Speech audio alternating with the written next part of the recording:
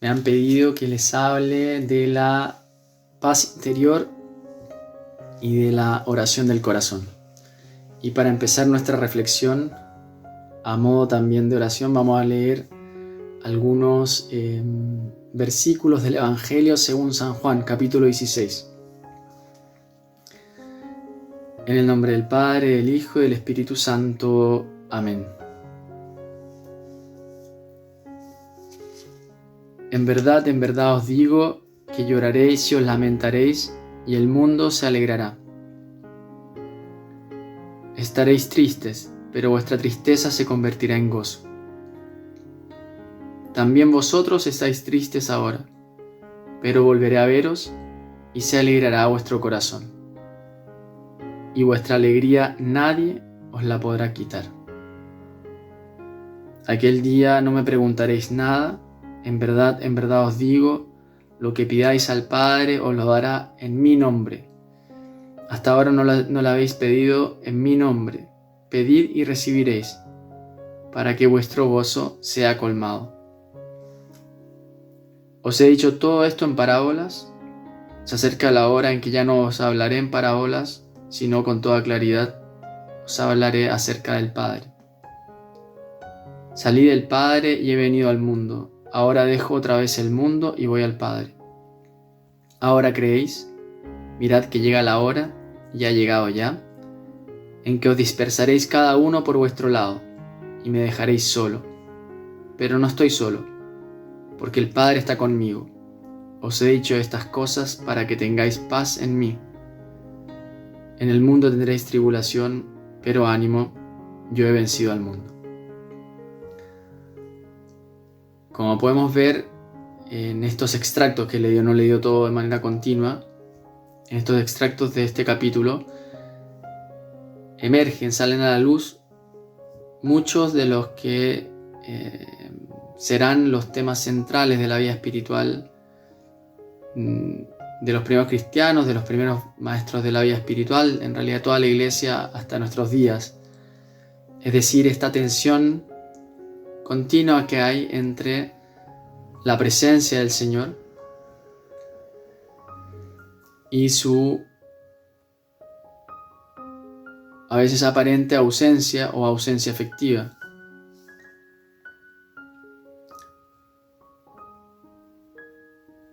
La tensión que hay entre la paz, el gozo, la alegría que Él nos quiere donar y que nosotros pedimos constantemente, ¿no?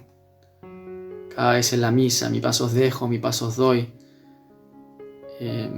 Aquí dice, ¿no?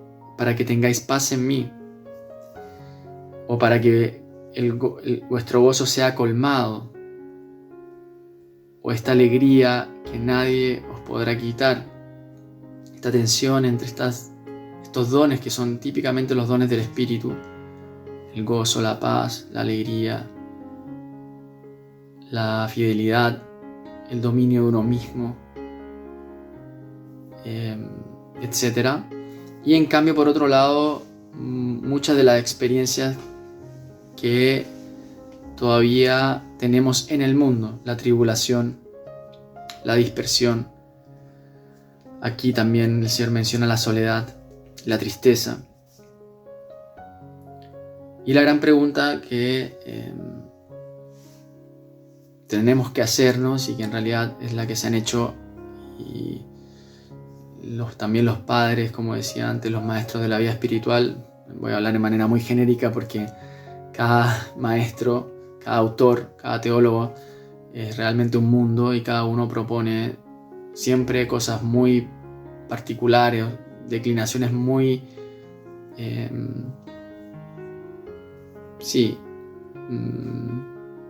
particulares de la base, que es siempre esta, ¿no? La base de la vida espiritual, que tiene que ver con esto que aquí describe el Señor. Sabemos que en el IV siglo van a ser sobre todo los monjes del desierto, en la zona del delta del Nilo, de la zona donde está Alejandría, o más abajo al norte del Cairo, el desierto también de Kelia, donde van a surgir muchos de estos grupos que van a tratar de desarrollar prácticas que se van a hacer más conocidas y que miran siempre a llegar a esta paz interior, a esta plena esta contemplación o este conocimiento perfecto de Dios, ¿no? Que en realidad es lo que está a la base de la paz. Y es lo que va a llevar también a acuñar este término con el cual muchos de estos monjes después vienen llamados, ¿no? La esiquía, que es la palabra griega también para decir paz, quietud, imperturbabilidad. Va a llevar también a después hacer referencia a estos grupos como esicastas o a estos movimientos como el esicasmo, que a lo largo de la historia de la Iglesia va a tener distintas declinaciones o modos de impostarse, ¿no? Hasta nuestros días. No ha acabado, sigue teniendo muchas maneras de apropiarse. Y va a tener distintos también grandes autores. Hay algunos famosos que sabemos de los primeros del cuarto siglo, por ejemplo Bagrio Póntico, conocido, pero también antes que él, y con quien él se forma, los padres Capadocios, San Basilio, San Gregorio Nacianceno, también de Niza, también ya habían desarrollado algunos itinerarios y caminos espirituales a través de las Sagradas Escrituras para acceder a esta contemplación más profunda de Dios, esta experiencia de unión y de percepción de la presencia y del amor de la Trinidad. ¿Por qué? Porque en el fondo, como grandes maestros que eran, se fueron dando cuenta que en medio de las tribulaciones del mundo no basta obviamente solamente un conocimiento del contenido de la fe y no basta ni siquiera una práctica de las virtudes, porque a fin de cuentas, para poder hacer parte de esta reconciliación que el Señor está llevando adelante, es necesario entrar en una experiencia más profunda de unión con Él, una experiencia que le da plenitud incluso al conocimiento y a las virtudes, ¿no? Y sucedía muy, muy frecuentemente que personas justamente que conocían muy bien la fe o que tenían virtudes, después ante las pruebas, porque además vivían en tiempos muy duros de persecución, acababan por igual turbarse, ¿no? Por alejarse un poco, como le pasa a los mismos discípulos, que es interesante. Los mismos discípulos se dispersan y dejan al Señor solo. Esa experiencia no nos tiene que escandalizar, pero nos tiene que llevar a entender que es una posibilidad y que para poder más bien permanecer al pie, digámoslo así, de la cruz, o permanecer en medio de las tribulaciones, en esta paz y en esta unión profunda interior, se requiere una cierta cooperación con la gracia. Y esto es una gran pregunta: ¿cómo? ¿Cómo hacemos para ayudar, ¿no? Al Señor de tal manera que pueda purificar nuestro corazón y pueda reinar en Él y pueda hacernos experimentar desde la contemplación y el conocimiento profundos de Él quiénes somos nosotros mismos a la luz de su amor y quiénes son los demás y la creación toda a la luz de su amor. Porque este en verdad es el fin último de todas estas meditaciones, no una paz para mí y para quedarme yo tranquilo, ¿no? Sino un entrar en esta experiencia de la presencia del Señor que haya vencido al mundo, que ya haya resucitado, haya salvado y está reconciliando y haciendo efectiva esta salvación en un dinamismo que está llevando todas las cosas. El Padre está llevando en Cristo, está recapitulando todas las cosas, ¿no? En su sangre está tratando de unificar y está unificando el cielo y la tierra. ¿Y por qué no se da de manera efectiva o inmediata? Porque es un dinamismo de amor que requiere la acogida libre, ¿no? Justamente ese es el espacio que ahora el Señor sobre todo tiene que conquistar, que es el espacio de nuestro corazón. Todo lo demás le pertenece en el fondo. Antes o después descubriremos que no hay nada que no esté bajo el dominio del Señor. Pero nuestra libertad, en cambio, es este gran don y gran misterio donde el Señor nos permite de tener un espacio que tiene que abrirse libremente a Él para que Él pueda justamente reinar ahí. Y no se da de manera espontánea, y a pesar de que recibimos la gracia en el bautismo, esta gracia tiene que desplegarse con la ayuda del Espíritu. Y ahí vienen justamente los métodos de vida espiritual, los métodos de oración que se practican en distintos grupos, en distintas escuelas, para poder facilitar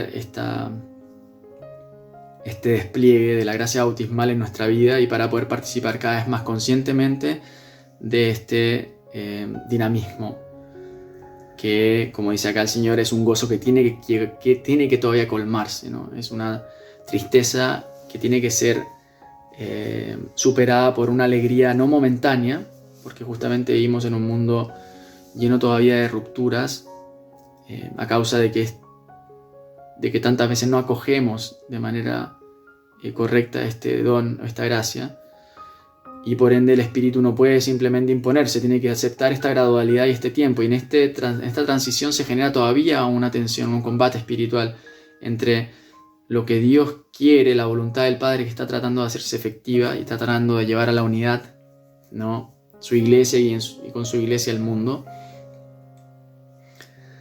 Y por otro lado, todas estas dinamismos que se oponen, que generan resistencia, que muchas veces nacen de nosotros mismos, de nuestra libertad, de las distintas heridas que llevamos dentro, de nuestros pecados, de nuestras pasiones. Los padres hablan mucho de estas pasiones que tienen que ser purificadas justamente por el Espíritu, y también por otras realidades externas, ¿no? El mundo, como dice acá, que el Señor vence, también es una dimensión media misteriosa, donde está este misterio del mal que llama San Pablo, donde vemos que hay distintas potencias adversas, desde espíritus, como decimos, que nos tientan y que nos oponen resistencia, que muchas veces no vienen desde dentro, justamente no son pensamientos o pasiones o deseos, sentimientos que vienen desde dentro, sino incluso desde fuera de nosotros, y que nos llevan a la división de nosotros mismos, a la ruptura con los demás, al odio, a la tristeza, como dice acá el Señor, la dispersión, a la soledad,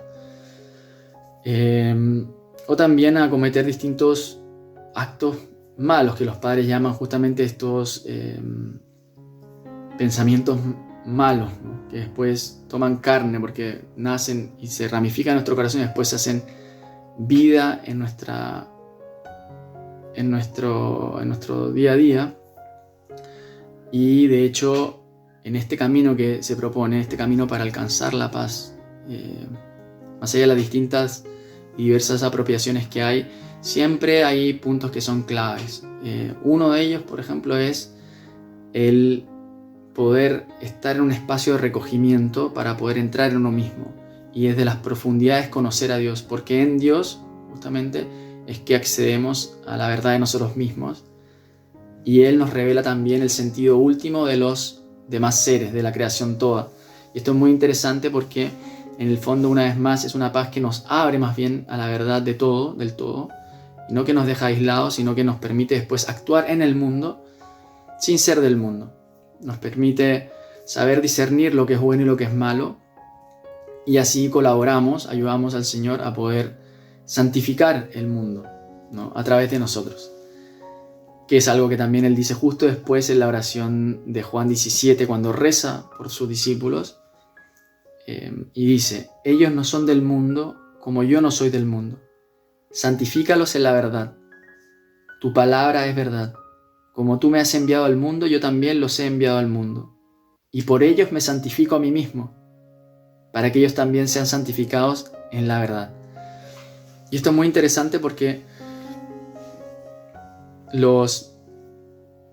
estos maestros de los cuales estamos hablando, y como decíamos, dentro, por ejemplo, del mundo de estos monjes esicastas que buscaban la esiquía, la paz, empiezan a rumiar y a mantener esta constante vigilancia del corazón, de tratar de entrar en sí mismos para descubrir dónde dentro de nosotros habitan palabras que nos llevan más bien a la división, a la ruptura, a la desesperación, a la falta de confianza, al odio, al rencor, a la avaricia, a la ira, para poder responder a estos pensamientos con los pensamientos que el Señor en realidad está tratando desde lo profundo de decirnos, pero que nosotros muchas veces no logramos escuchar. Y por eso que rumiar la palabra, que es la verdad, nos permite irnos santificando. Y por eso que ellos lo que trataban de hacer era hacer bajar estas palabras de las Escrituras, en lo profundo del corazón, para que el Señor las pudiese decir, para que el Espíritu pudiese purificar a través de estas palabras estos espacios donde justamente Él no reina, ¿no? Y este es un primer dinamismo. Esto se traducía en un tipo de oración conocidísima, de una repetición de varias palabras, tipo de los salmos o también de las Escrituras, y se trataba de buscar palabras que pudiesen responder sobre todo a las pasiones o los problemas que cada uno tiene, ¿no? que por ejemplo me atañen, que tienen que ver conmigo, y tratar de hacer entrar esa palabra de vida en oposición a esa otra palabra de muerte, y dejar que el Espíritu me ayude, ¿no? A purificar y a sacar después estos otros pensamientos, estos otros sentimientos que me dividen interiormente, que me mantienen en esta ruptura interior.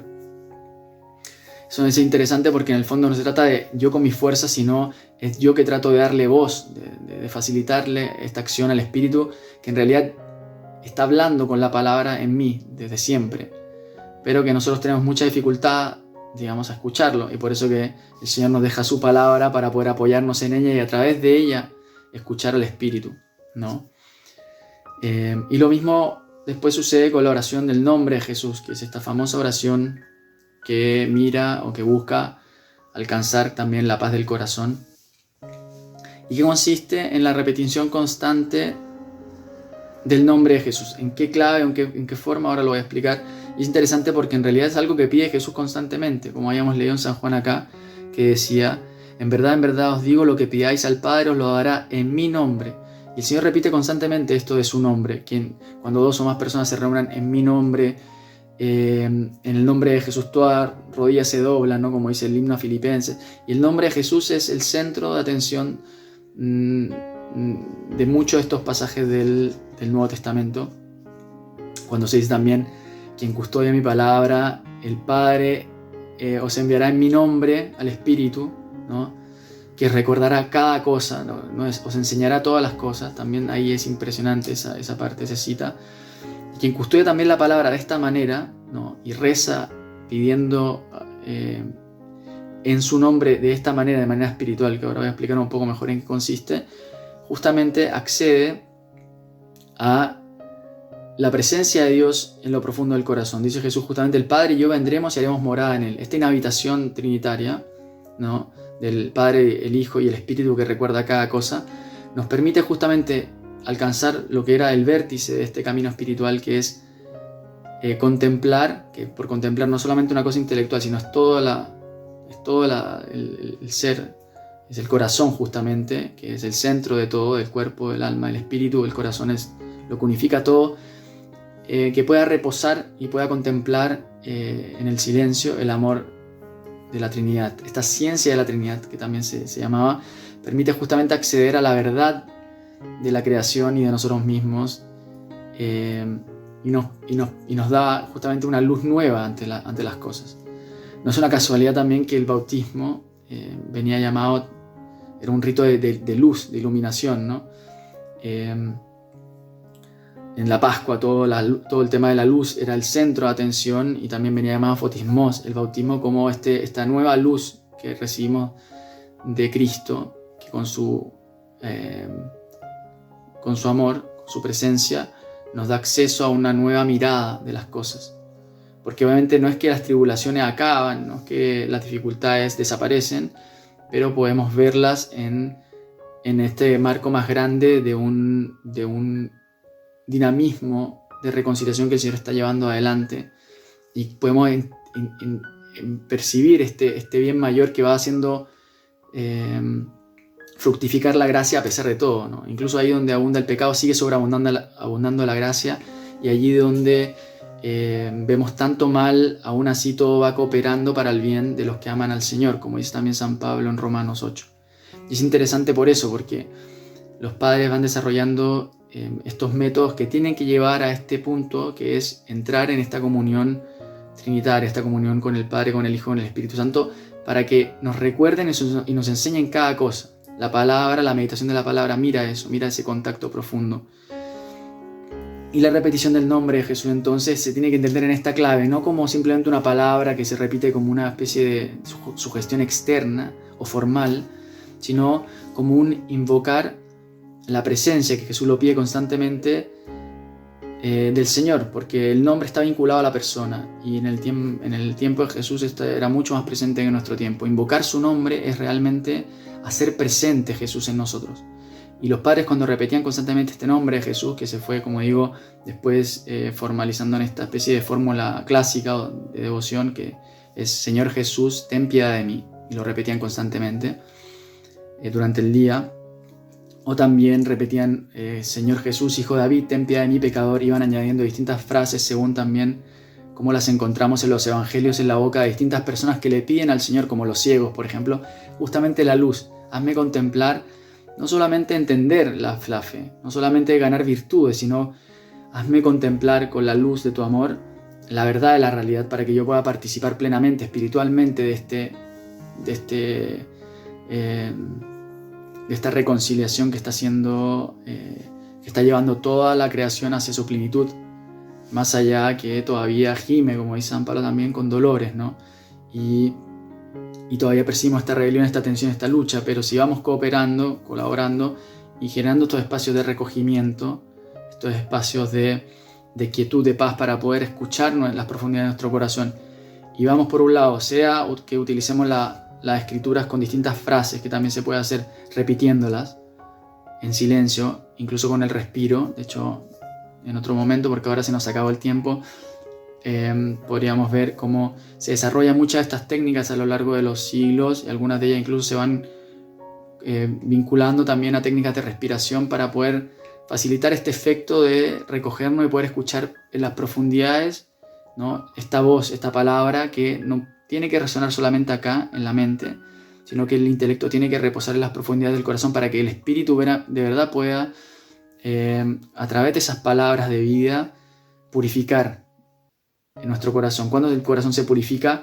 podemos acceder a esa nueva luz, a esa nueva iluminación, y eso nos permite de unirnos justamente en el amor a Dios plenamente. Estos caminos, como digo, han tenido muchas declinaciones, muchas apropiaciones,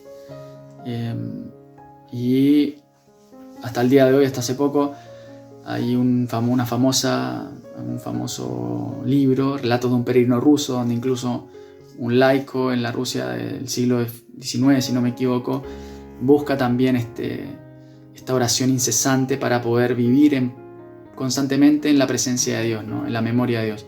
Y creo que esto es algo que también nos invita a entender que es una práctica que se puede personalizar y se puede apropiar de distintas maneras, y a la cual todos estamos llamados. Creo que todos estamos llamados a caminar y encontrarnos cada vez más con una presencia constante del Señor en nuestro día a día, en nuestra vida, para poder así, en su amor, recibiendo esta paz profunda, esta alegría que nadie nos puede quitar, poder constantemente ver la realidad desde esta verdad, de su palabra, y poder discernir y poder caminar según la voluntad del Padre, y poder ayudar a otros también en este camino. Espero, porque esto era más una especie de introducción a